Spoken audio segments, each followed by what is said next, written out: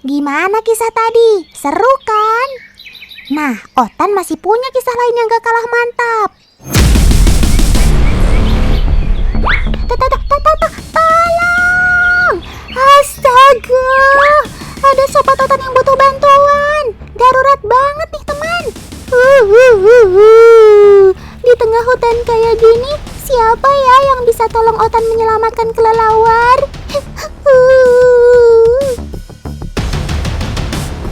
Wah, ternyata dengan terus mengepakkan sayap di dalam air, bikin kelelawar dapat berenang. Aduh, dengkul Otan udah lemes nih, lihat kamu hampir kelelep di air.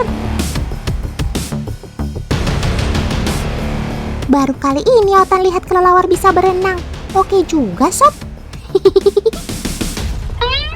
Nah, ternyata kepakan sayap kelelawar di dalam air bukan gerakan yang disengaja agar dapat berenang ke tepian. Tapi mamalia bersayap ini terus mengayuh sayapnya agar ia dapat kembali terbang meski landasannya di dalam air. Wow, cakep bener. Sobat Otan sukses take off dari dalam air, alias berhasil terbang meloloskan diri dari air. Syukurlah Sobat Otan sudah aman di atas pohon sana. Sekarang Doi lagi sibuk mengeringkan tubuhnya loh. Bukan pakai daun untuk handukan ya, tapi kelelawar mengeringkan tubuhnya dengan cara menjilat-jilat sayap dan badannya.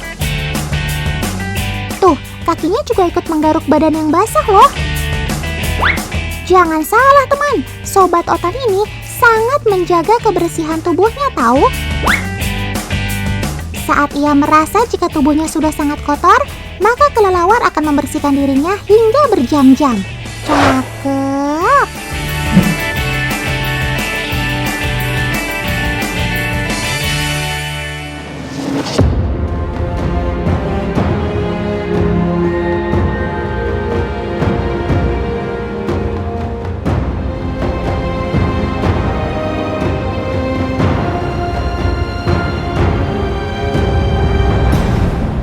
Bukan hanya desiran ombak besar yang ada di pantai Ngunggah Gunung Kidul, tapi...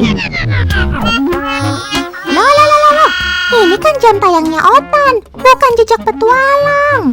Waduh, nggak bener nih. Kali ini, Otan mau samperin rumah salah satu sobat Otan. Tapi kita harus menempuh perjalanan yang cukup ekstrim. Ekstrim maksud Otan. Wih, salah satu goa yang dekat dengan pantai Ngunggah Gunung Kidul, Yogyakarta dihuni oleh mamalia bersayap tadi teman. Yaps, kelelawar. Perkenalkan teman, ini dia si kelelawar. Satu-satunya hewan mamalia atau menyusui yang dapat terbang. Keren kan? Teman di rumah ada yang punya hobi mirip kelelawar nggak? Sukanya di tempat gelap. Umumnya, Sobat Otan yang beraktivitas di malam hari ini lebih memilih gua sebagai tempat tinggalnya untuk menghindar dari hewan pemangsa. Selain itu, gua menjadi tempat yang paling cocok bagi kelelawar saat tidur di siang hari. Shh, ada Sobat Otan yang masih bayi lagi bobo. Oh iya, fakta menarik dari induk kelelawar, ia hanya melahirkan satu anak kelelawar dalam setahun. Eits, jangan salah teman, kelelawar itu punya banyak banget jenisnya.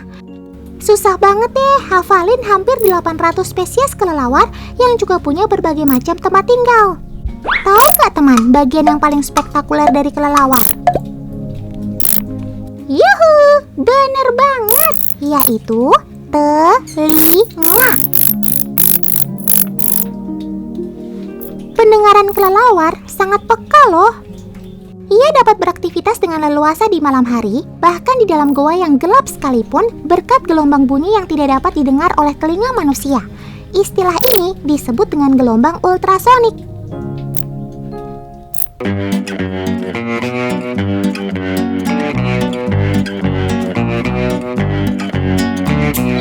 Hey ho, perkenalkan teman, ini agen setia Otan di Jogja loh.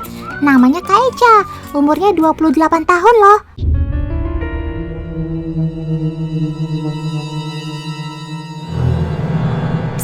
Kak Eca mau bantu Otan untuk menguji pendengaran kelelawar. Kira-kira Kak Eca mau bikin apa ya dari dua pipa ini? Ayo tebak. Kedua pipa ini akan jadi penyangga, teman. Dengan memasang plastik wrapping, Otan akan uji sobat Otan untuk terbang melewati rintangan plastik ini. Sudah rapih terpasang ya? Baiklah, kita mainkan. Yuk, kita tinggal tunggu sobat Otan terbang melewati plastik ini, teman. Apakah ini jadi rintangan yang terlalu mudah untuk kelelawar? Wah, memang benar mudah, teman. Sobat Otan ini dapat melewati pembatas plastik ini loh. Kelelawar akan mengeluarkan bunyi yang menghasilkan suatu getaran. Getaran ini akan menyentuh benda di sekitarnya dan dipantulkan kembali pada telinga kelelawar. Gema tersebut menjadi navigasi sobat Otan untuk memberikan informasi tentang keberadaan benda di sekitarnya. Cara ini disebut dengan metode ekolokasi.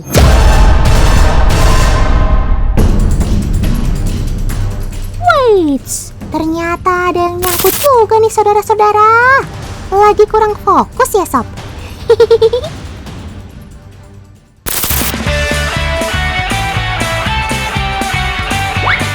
Karena plastik benda padat yang licin, maka dapat menyerap bunyi meski daya serapnya tidak sekuat kayu. Maka, saat kelelawar memancarkan gelombang udara, bunyi itu kemudian diserap oleh plastik sehingga memantulkan gema yang tidak sesuai dengan perkiraan jarak terbang kelelawar terhadap objek yang ada di sekitarnya.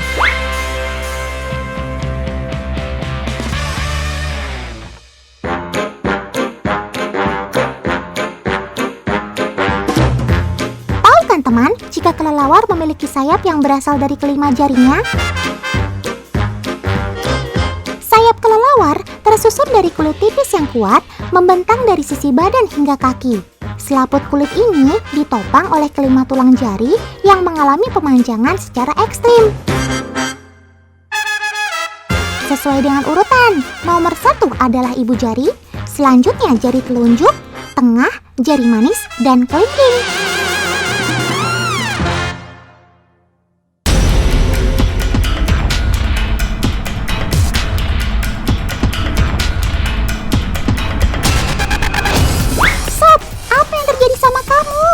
Oh my god, kok kamu ngesot-ngesot di tanah? Kamu seperti sedang mendaki gunung dengan susah payah, Sob. Bahkan untuk berdiri saja kamu gak mampu. Otan benar-benar gak tega lihatnya.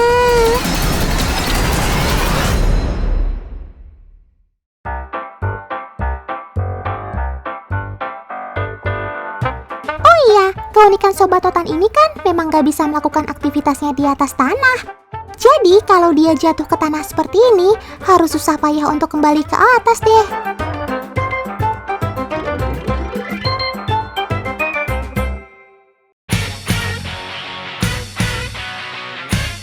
Otan mau bikin uji coba lagi ah.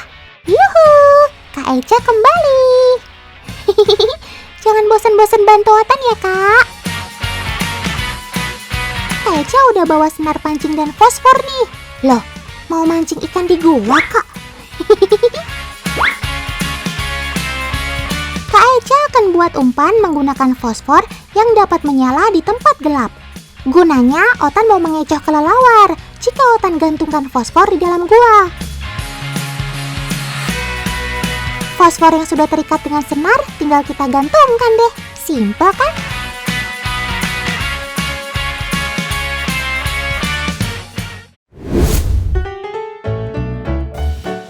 Kelelawar dikecoh dengan suara yang dapat merusak sistem sonar pasti akan berhasil.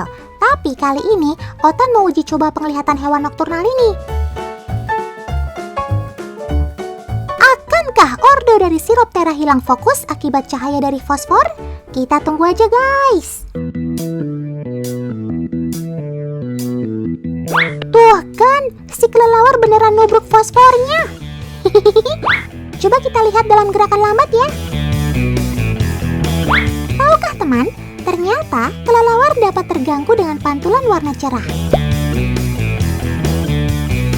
Waduh, Malah sampai ada yang nyangkut segala. Kamu gimana sih, Sob? Ternyata nggak semua hewan nokturnal punya penglihatan yang cukup baik nih, teman. Salah satunya kelelawar yang sering digosipin buta. Spektrum elektromagnetik ialah peta dari semua jenis cahaya yang dapat kita lihat. Nah, hewan nokturnal memiliki kemampuan lebih banyak menangkap spektrum itu. Hasilnya, kelelawar akan lebih peka terhadap cahaya. Maka dari itu, ia dapat mengandalkan pendengarannya yang luar biasa sebagai petunjuk arah terbang. Cakep!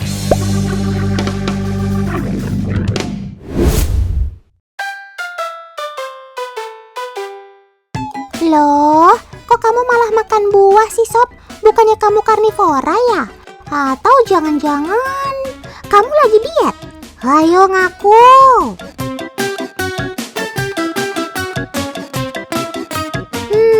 Tenang teman, sobat otan ini kan jenisnya ratusan. Jadi memang lazim kok ada kelelawar yang makan buah dan biji-bijian atau serangga. Bahkan ada jenis kelelawar penghisap darah loh. Ih, ngeri kan?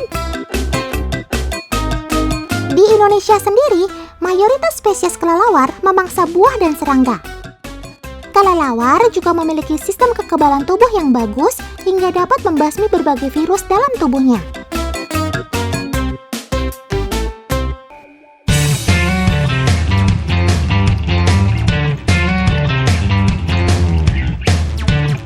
Sampai sini dulu perjumpaan kita kali ini ya teman.